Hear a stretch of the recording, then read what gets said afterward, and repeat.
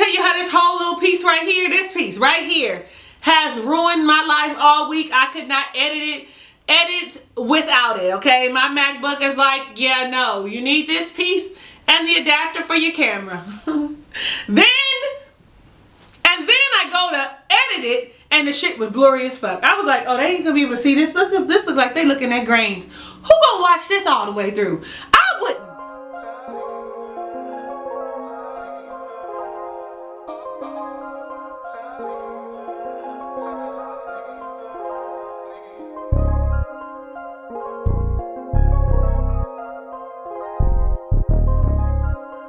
Your girl Talisa Rae. What's up? How you doing, Ray of Sunshines? We are reviewing Ready to Love, season number 2, episode number 4.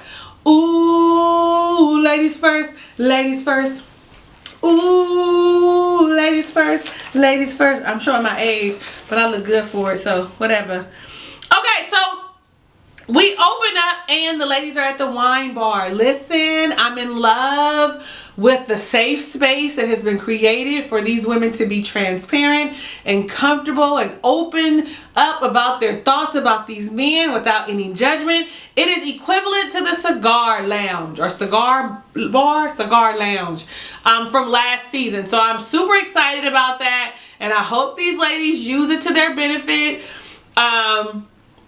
And honor the space, but I feel like I already feel like there's gonna be. Tommy gets right into it and he lets them know, listen, this week your task is to get to know these fellas. Find out which ones make your heart skip a beat, make your pussy go pitter patter.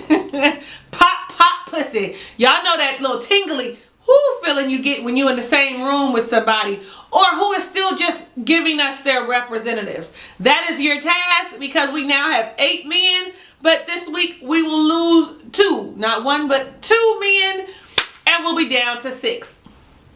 So be mindful. Well, right out the gate we see Chica and Nina. I am super disappointed in Chica, okay? I just knew that he was going to come back on this episode and we were going to see him apologizing to the ladies, starting with Ashima, and being accountable for his behavior. Like, I just knew that he was going to go home and do some self-reflection, some introspection, and realize, you know what, that was wrong. Let me reach out to Ashima first. You know what I'm saying? I thought he was going to mend that, but we were wrong. I am glad that, I was wrong. Nina straight out said, I need to get this out the gate because I can't go any further with anybody if I'm feeling some kind of way. I didn't like the blow up with you and Ashima. It was inappropriate. You were in a shouting match. You were yelling at her. And he was like, I wasn't yelling. You ain't seen me yell. Was that with her or was that with Tani? I don't know. But whichever it was, I was like, bruh, you got to get some accountability. Bruh, you got to own your shit. Bruh, you need to say, at least should have said, oh, really? Is that how it appeared? Not like instantly go defensive was what he did. He should have acknowledged what she said and been like, well, I better fix this now, because if she sees this and she low-key like me, what did the other people see? I understand Nina when she said I needed to get this out in the open because I want to feel like I'm safe with you. Like I don't have any issues, that I can be vulnerable, open up. I don't want to be afraid. Chica's out. Okay. I wrote it right here. Out this week. We see London and Alexis have their first one-on-one date. And he says in his confessional, like, listen, I've connected with Divine. I like Alexis, but I haven't had that connection with her. And this is the opportunity for me to choose it. And Alexis is like, you're my first pick. Now, the thing I like about their interaction is that they both opened up. They both shared. They found out that they had a commonality. Alexis has the pretty girl plight. You know what I'm saying? Automatically, and I don't even want to say it's the pretty girl plight, okay? It's a specific bias that people who are light-skinned and attractive receive, okay? I'll ask you, Prissy is, and I'm sure my sisters with the darker melanin understand where I'm coming from, because there are some of them that get it too. You know what I'm saying? But If you halfway attractive and you light skinned and you carry yourself well, they automatically assume you are high maintenance, you are bougie, you are sedity, uppity, a whole lot of shit that don't even associate with us. Like, those aren't even words that would describe or define us. And she said, because I was pretty, I had to fight all the time. So I was in and out of juvie. Like, I wasn't the girl that people think I was with a silver spoon in my mouth. Like, I had to work to get to this place. Like, I was with the shits. And he went ahead and said, you know what, when I lived in California with my mother after my parents divorced, and I was with the shits too. I didn't get myself together till I moved to Texas with my dad. So they found some kind of commonality, and I was like, okay, I hope everybody sees Alexis differently than they had before. Riva and Kerry. Riva and fucking Kerry, okay? Kerry has a brunch at his house and invites a group over for a group date. So it is Riva, Kimber, Nina, and Darren. And baby, when I tell you, Riva was like, I needed to come. I'm glad I got here early. I'm glad I'm the first person here because I wanted to talk to you about the text messages. First, let me say thank you. I appreciate the good morning texts. I appreciate the good morning text messages. However, I was taken aback by the follow-up message. He says, good morning, probably beautiful. She says, good morning, cat daddy. And his reply is, so if you're screaming my name out in pleasure, what would you call me? And she was offended and she was taken aback by it, okay? He tells her that it was a litmus test, a way to determine how she felt about him. Because why? He didn't want someone that he was interested in to call him cat daddy, that he wanted to be called Kerry. And he apologized for being offensive. And she said, well, you will no longer be cat daddy, you'll be Kerry. So he apologized like a mature man would, okay? I was like, come through, Kerry. Come through, Kerry. Call me. Listen, let me stop right there because this is a review and I'm looking in from the outside. Y'all, I'ma always say whether I would talk to somebody or I would not. Y'all don't take what I'm saying so literally, okay? It's a review, okay? I'm clowning around. But Kerry does exhibit traits of a man that I would want to deal with because of the simple fact that he was able to immediately recognize that he offended her, that he apologized to it and said to her and said he would not do it again. It was not a second glance. He did not do a Chica and try and deflect. He didn't do any of that. He owned that shit. He was accountable, and not only was he accountable, he saw his error and he apologized. Now that I've said all of what happened, let's just dissect this really quick. First off, the name Cat Daddy, I don't know how you see it, but to me, it says like a lady man, like a ladies man. Like you got charisma and you got all the ladies around. Like, you know what I'm saying? Cat equals pussy, right? You know what I'm saying? Like you slick, you smooth. You know what I'm saying? Like, yeah. I mean, he gives you that smooth vibe, but because he is older than them, they would see him as like Cat Daddy would be like a what you would call a older, slick, slide, charismatic ladies man. You know what I'm saying? I mean, I could be wrong, and if I am, y'all let me know down below in the comments. But not only that, Riva has to understand that she opened up that with her comments about what her stress relievers were. Church, the gun range, and nutting. To him, that was an invitation to be able to speak freely about sex and those things because you're presenting yourself as sexually free, which all women should be, and that you're okay to talk about sexual things, your sexuality, all of that stuff. You open that up. I need us to remember that number one, we teach people how to treat us. And so with you saying that you like to nut or that is a stress reliever, he was like, oh, okay. So it's okay to have this conversation. But now that I know that it's not, let me apologize. They don't see things how we see them. We think we just giving you information about us. We think that we're just, providing insight. You're getting to know us. He sees you're setting the tone. Oh, it's okay to talk like this with you. I don't know, y'all can disagree with me. Do it though, down below in the comments. So we gotta just be careful of what information we put out or how we present ourselves, who we show people we are, because they see that and they really believe that you are open to talk about sex and have those kind of conversations. Now, it could seem creepy, but after he explained it, I was like, okay, Kari. Because at first you like, nigga, what you saying that for? But after he explained what his reason was, and it seemed genuine to me, I forgave him. And I'm willing to give him another shot. I feel like Riva should too, but here she is talking about, I don't know how I feel about Kari now. Girl. And sometimes we just count people out so quick. He exhibited exactly what you showed him. He was who you told him you were. And guess what? When he found out that wasn't who you were, because he really liked you, he adjusted. He apologized. I'm all for that shit. Like, own your shit.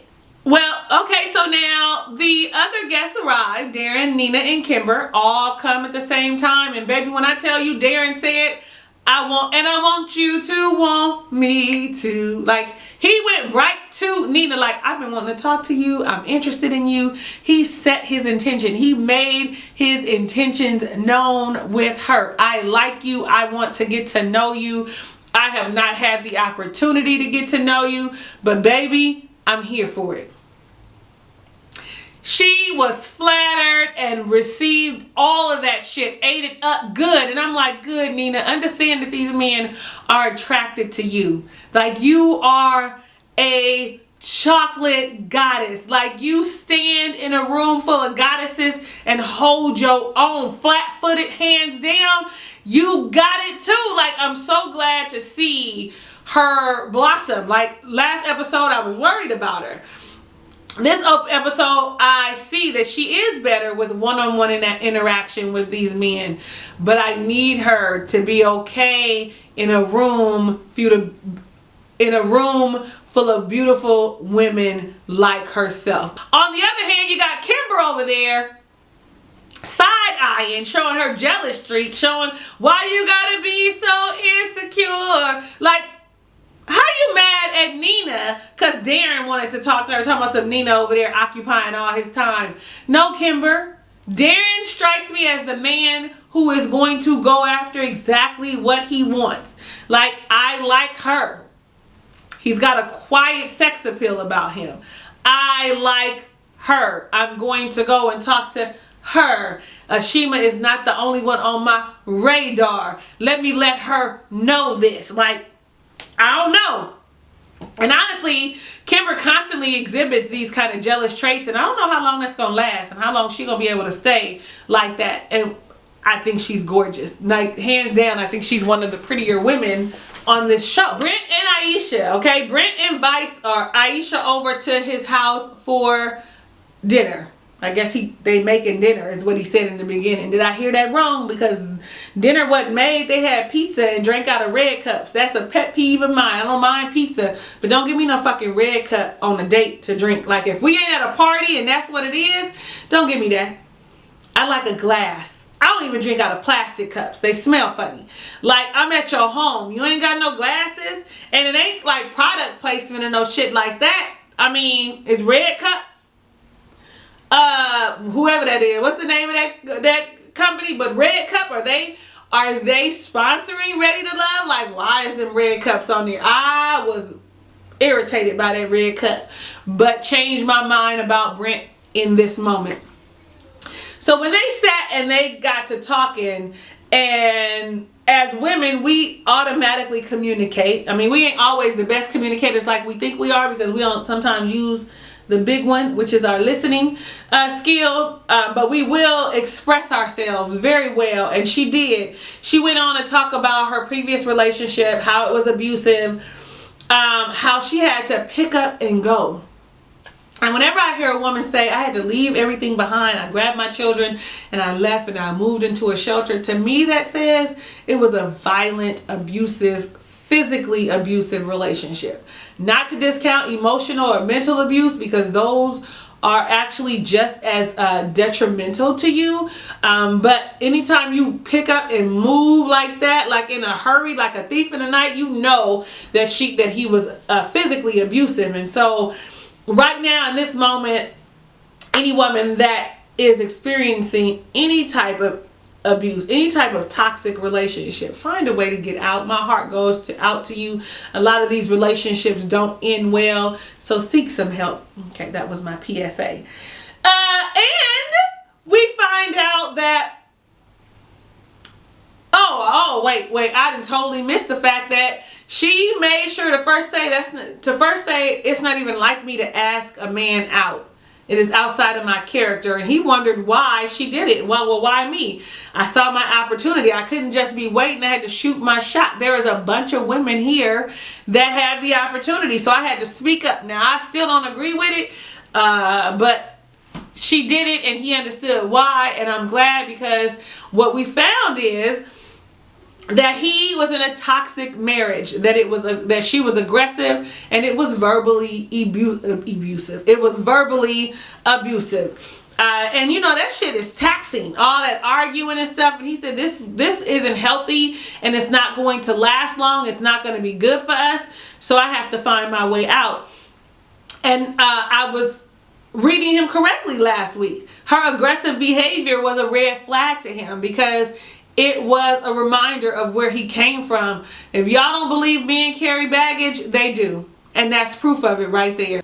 They carry baggage, and just like us, do not want to repeat the same cycles from previous relationships. He shared that he was in a marriage that was toxic, that was emotionally and mentally abusive. It was draining, and he knew, because they constantly argued, she was very aggressive. I don't know if she was controlling or what it was, but what he knew was it wasn't going to end well, and it was toxic. And I was like, ding, ding, ding, ding, ding. That is why he was taken aback. That is why his body language had said, I'm not receptive to her asking me out, because it seems that she's aggressive and she's exhibiting traits that seem like, you know, that remind me of some shit. Like, men carry baggage too.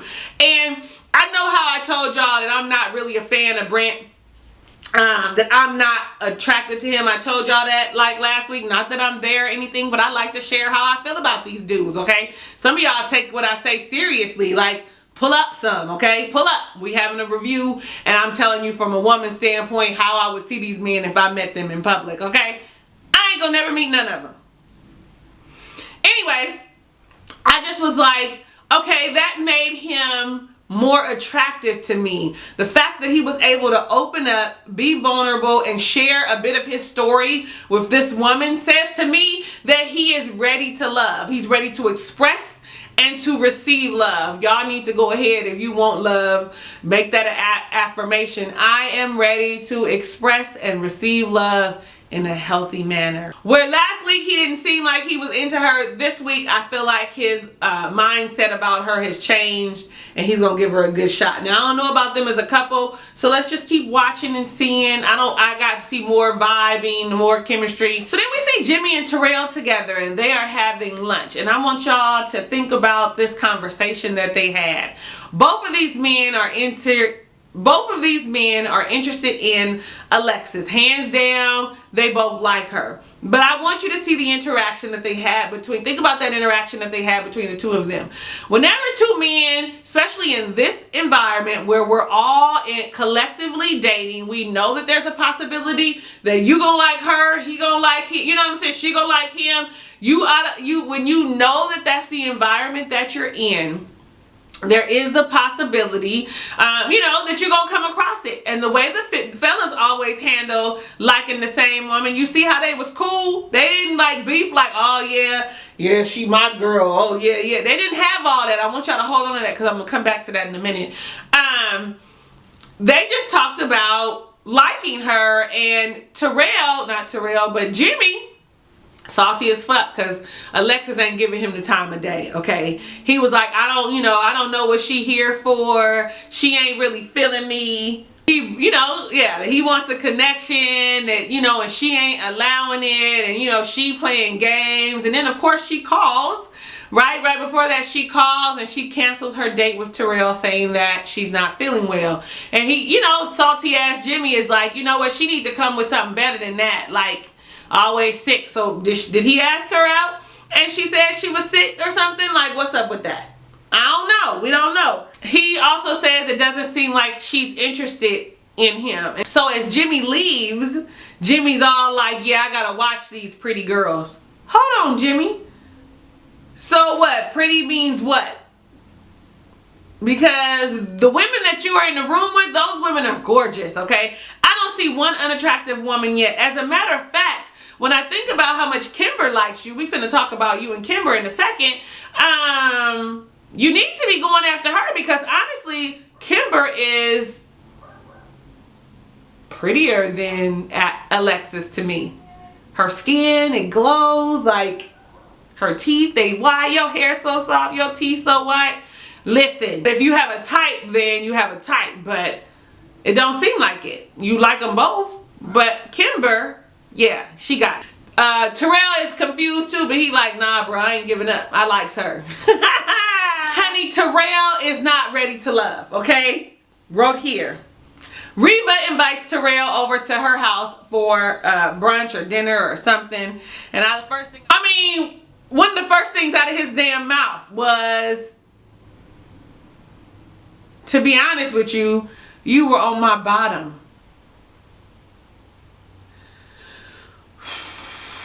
Somebody, do you have like dating etiquette classes that you could go ahead and pro bono fucking Terrell for? Because this whole date was a disaster. It was a disaster.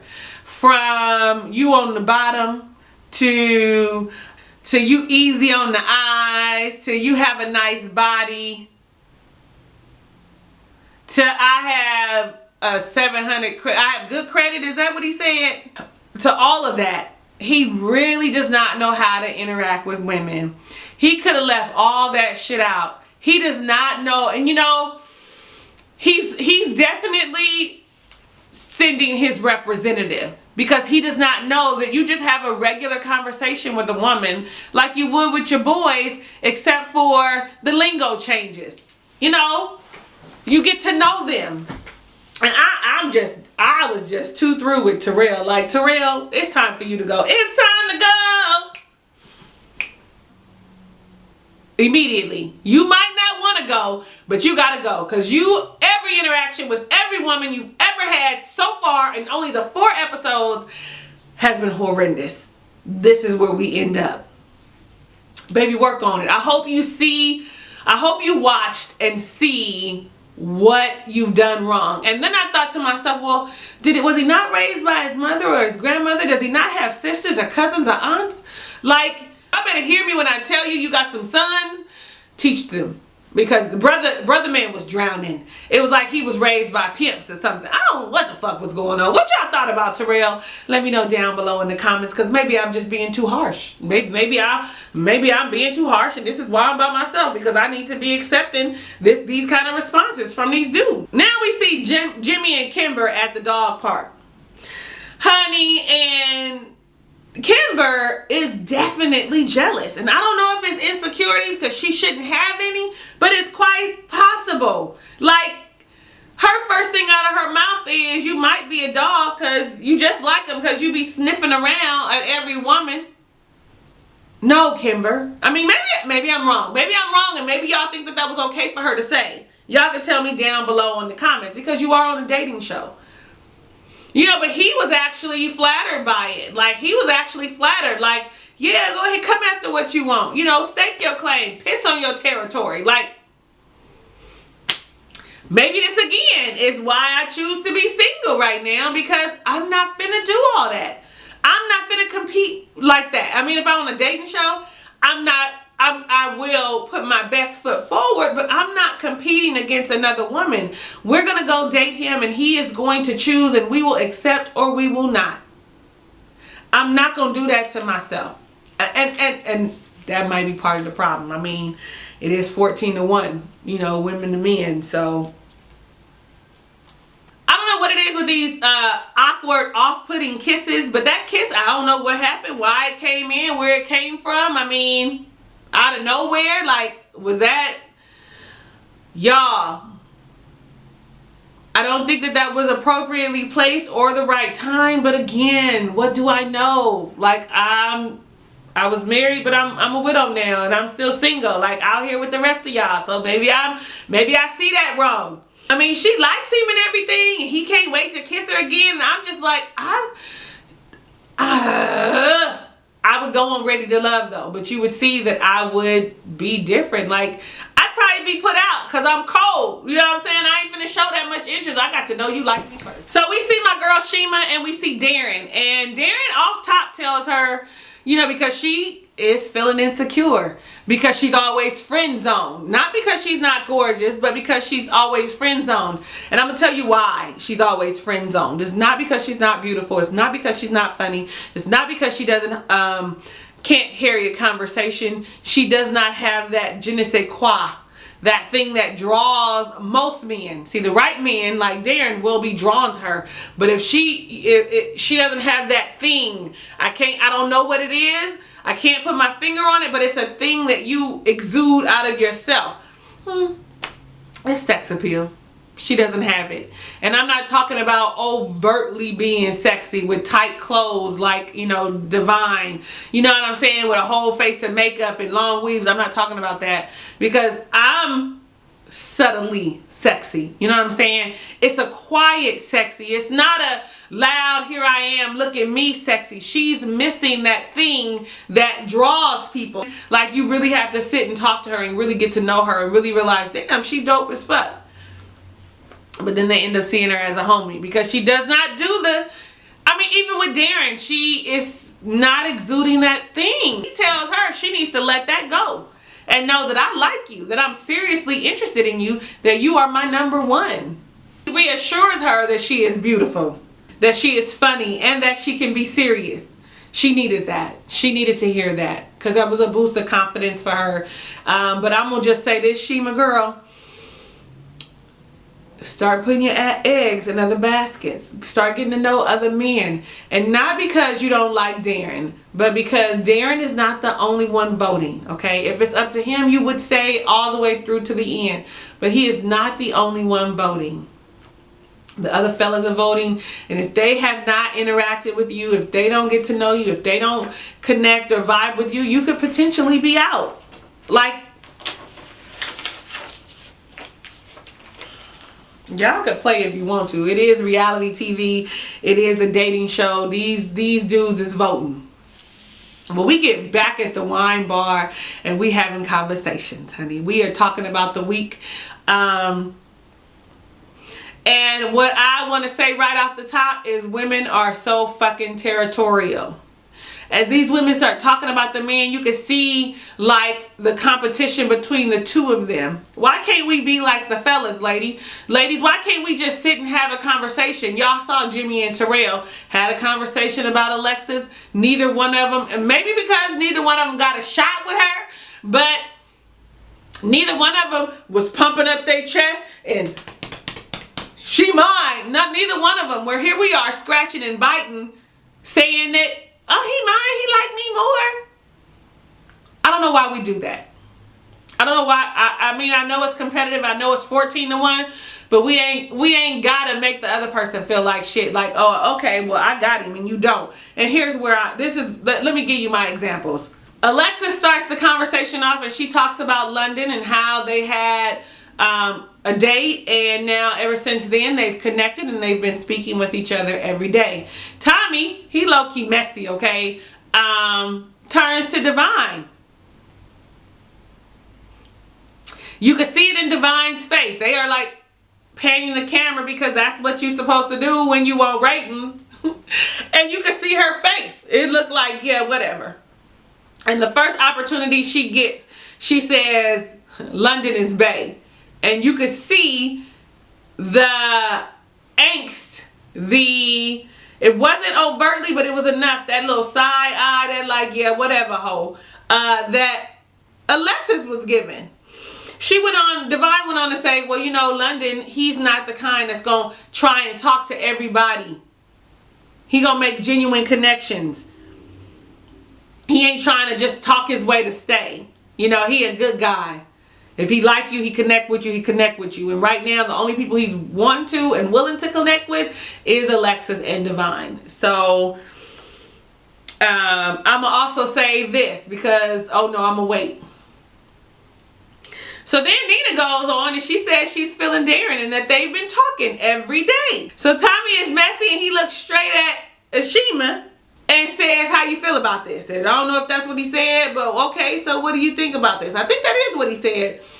But she said, let me piss all on her, rain on her parade with my piss because I'm marking my territory. We talk every day, all day.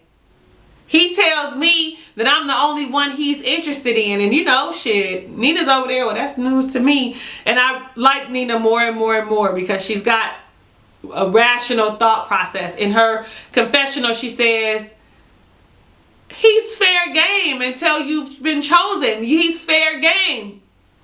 They should all be listening to what she says because it's the absolute truth. None of these men are any of ours until we've been chosen and then we accept. You listen, at least she understands that it is dating. That is where we go wrong. These men are dating and we get stuck on one person and then be looking stupid at the end because he chose somebody other than us. Oh, she even said that he said he doesn't have any other connection. I had to look at my notes. Aisha begins to talk and she's like, I'm really feeling Brent. You know, she said she's feeling Brent and that she's glad that she opened up to him and it was vice versa because now they have a connection. So Kimber gets to talking about Jimmy. She's like, I really like Jimmy. He kissed me, but he gave his heart to Alexis. Baby, now here's the catch-22 with Kimber. You do kind of want somebody like her on your team. Because when Alexis was like, well, honey, you can have it. It's no qualms over here. You can have his heart. Pretty much dismissing him, saying, I don't like him. She was like, wait a minute. So you got me out here looking like a fool. You pining over her, chasing after her. And this hoe don't even want you? Here I am. I want you. You got me looking foolish. She was offended. Low-key offended at the fact that she dismissed him. Like, well, why isn't he good enough? Like, Kimber brings up Terrell and his pictures that he sends. Like, it's unattractive for a man to send unsolicited photos. Like, it seems a little different. You know, something that I'm not receiving. And then he's giving everybody, sending everybody the same photos, giving everybody the same gifts, dropping the same game on everybody. Listen, we already know that Tyrell gonna be out, okay? But at this point, you know, if you wasn't sure, it didn't look good for him, okay? It didn't look good for him after Riva, and Riva shared her thoughts, okay? It didn't look good. So now they bring up the mixer, honey. And Chica's blow up. Tommy brings it up specifically and asks about the mixer. And Chica's blow up is the center of attention. Chica really fucked himself with that. Like I said earlier, I was really hoping that he would come into this episode apologizing to the ladies, apologizing to specifically Ashima because his behavior was inappropriate. It was irrational. But he should have reflected on it and been like, it was inappropriate. He should have apologized. Let's keep going. Riva says, I didn't know that Riva and Chica had a thing. That their one-on-one interactions have always been respectful, that she wasn't there. And she's all like, I did not like his blow up, but he does treat me differently. So that's a thing. Y'all do know that's a thing. I'm not saying that it's acceptable or appropriate where they treat one person a specific way but have disdain for other people or for certain situations. And again, we all know that he was wrong. It didn't change that I still had a thing for him. I was really hoping that he would have apologized. And I just, you know, I really hope that he sees his error because people make mistakes all the time. All the time. But sometimes you got to see yourself acting a fool in order to know you was acting a fool. Then Riva brings up Kari. and their situation, and that she was taken aback by it, and that she doesn't like it. So I guess this is when they start talking about the people that are out. I didn't catch that before, but this is when they start talking about the people that are out. And I want to say it was Nina and Kimber that say, you need to give him a shot. Like, he made a mistake, but he's a good guy. You know what I'm saying? Like, and I like the fact that they both went to his defense. Well, Tommy's all like, okay, ladies, well, we have 3 men left. 2 of them have to be out, and one of y'all got to tell them. You guys are going to have to choose who has to tell them that they are out. Connie ends up having to go out with Chica.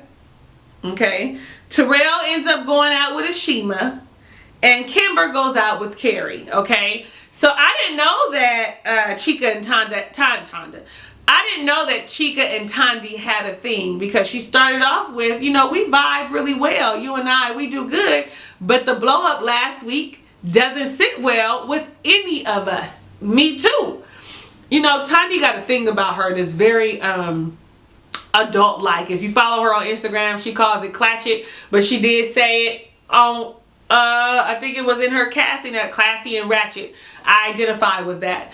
Because she handled herself really well. And she was like, well, you were, it was a shouting match. You were yelling. And he was like, I wasn't. And she was looking like, yeah, no, this ain't it. Terrell and Shima, when they get together, Terrell automatically gives out a gift. The perfect match. So when you lighten your candles or whatever, you can think about me, the perfect match. Here we are. He's exhibiting that behavior that they were talking about immediately. Hands down, there's no question about it. And Kerry and Kimber comes right out with it. Like, listen. listen. Riva told us about the text messages, okay? And she was unhappy with them or some shit. And you got to be more careful with that. Like, it was offensive and blah, blah, blah. You know what I'm saying? And he's perplexed by the shit. Like, what? What do you mean? And she pretty much tells him, look, the ladies feel like they should we want to give you another chance. You're not out, but just to be more, be more conscious about what you're saying and what you're doing later. At this point, Carrie's like, you know what? Riva's out. Since she's over there bumping her gums. He old school, bumping her gums. Nobody says bumping her gums unless you old school. Like, they probably didn't even know what that means. But she's over there bumping her gums like, okay, cool. Like, now he knows I need to figure something else out. I need to see what other avenues I have, because she's not who I thought she was. I actually apologize. She didn't even give y'all the full story, but let me lay it down to you real quick. And, Kimber seems to be understanding. Honey, Chica and Terrell, they weren't, they weren't selected. Both of them are out. But the way they received that shit was hilarious to me. Because Tandy straight said, listen, because of last week, your journey ends here. The ladies don't believe you're ready to love. He said, he was like, what? I got to talk about this at the next mixer. I got to see what's going on at the next mixer. No, Chica, you should have talked about it immediately following the mixer. Tandy says, you're out, baby. You're out. Like, what part of that ain't you getting? You out. Hello? He was like, oh, yeah, well, all right. He was salty about it. Like, he was taken aback and surprised by it. Nobody, including me, though I like Chica, nobody was surprised by him getting exited off. Nobody. Chica. What? Terrell, though. Terrell. Shima is the sweetest thing on earth. She was letting him down easy. She said that your gift giving and romantic behavior is too much. And shit, I feel like that was a poor choice of words. She should have figured something out better to say, because it made it seem like we don't like romantic gifts and nice words. What she should have said was, you're giving everybody the same shit. You're sending the same messages, giving the same lines, sending the same pictures, giving the same gifts, and it's not sitting well. You got to do better. He was upset, and she was still trying to help him understand. And still, like, you know, trying to say, you know, I like you and I think, you know, I think you cool and I don't want to. And that dude said, as refined as I can be, he would have did that, and my initial reaction probably would have been to slap his hand. It's the initial, because you thrown off. I don't know you like that. Honey, not only did he do that, when he got up, he took his gift back and stormed out like a bitch. I was like, come on, Terrell, you got to do better. You got to do better. Love is out there for everybody. Somebody out there is looking at you like, I want you. You know, each of these people get kicked off will find love, but they need to be ready, and he definitely is not ready. He is still too immature. That would be the appropriate thing to say for him. And we already know that Chica needs to work on the way he interacts with women, and I'm really hoping that he sees that. And y'all gotta go look. Y'all tell me down below in the comments if he addressed it, okay? I'm gonna go look when I get off of here. I should have looked before. Anyway, that is the end of the episode. What did y'all think about this episode? Let me know down below in the comments, because I do have a few things. Like, I really feel like Alexis needs to start seeing other people. I also think that Ashima needs to start letting people get to know her. I think people are discounting Kerry, and they also should give him an opportunity, or give him an opportunity to get to know them. I think that maybe Tandy should maybe go out with him a few times.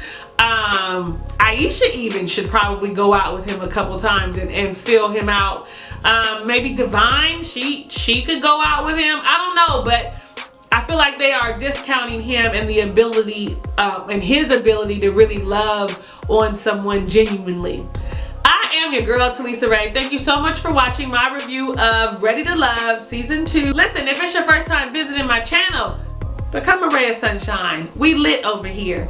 Click the red subscribe button, and you're right there. And some of y'all who are already subscribed, who's right there, click the notification bell so that you can be alerted of my Ready to Love videos when I upload them. Lastly, for me, because you like me and I know it's real, give me a thumbs up right now.